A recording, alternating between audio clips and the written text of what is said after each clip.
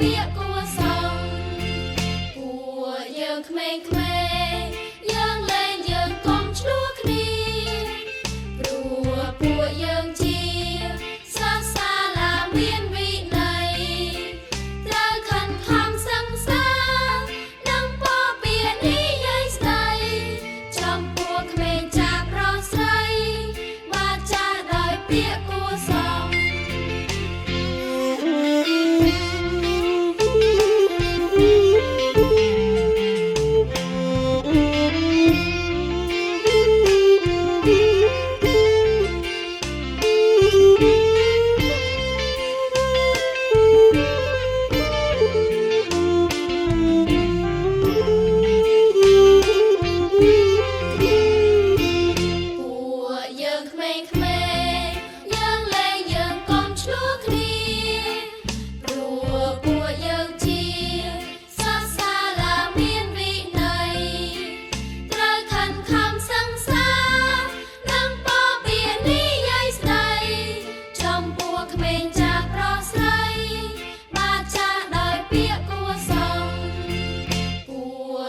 ក្មេងៗ